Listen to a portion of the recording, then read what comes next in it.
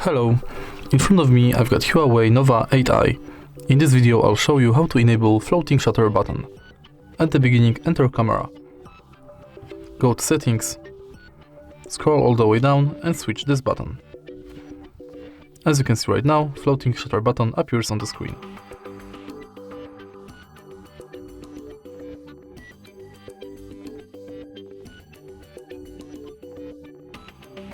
To disable it, again go to settings and switch this button off.